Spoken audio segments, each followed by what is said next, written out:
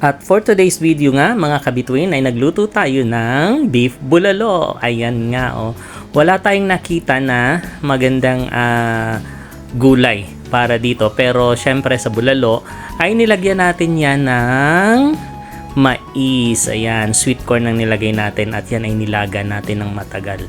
Ang ating karne ay meron yan ng bone marrow talaga. Yun ang nagpapalinamnam ng ating beef bulalo.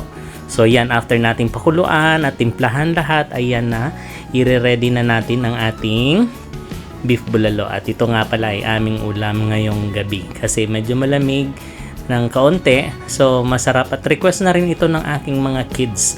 Kaya yan ang paborito nilang ulam, yung may sabaw. Napakabilis nilang kumain kapag ganito ang aming ulam, may sabaw. At yan, lagi ang kanilang request. Ang tawag nila dyan ay corn sabaw. Yan ang tawag nila sa luto na ito, corn sabaw. So ayun guys, talagang masarap ito. Minsan din lang naman naming matikman ito. Hindi naman lagi kaming nagluluto ng ganito. Pero talagang sulit na sulit. Mura lang naman ang presyo nito. Kaya talagang sa halaga na actually ito is 25 dirhams. And isama na natin yung mga ingredients nito. Siguro nasa 35 dirhams ang ingredients nito. In 35 dirhams, 2 beses namin uulamin na ito. So, ayan guys. Napakasarap na beef bulalo. Ayan o, ang bone marrow na yan. Yan ang nagpapalinamnam dyan. Tapos, lagyan mo ng konting sili.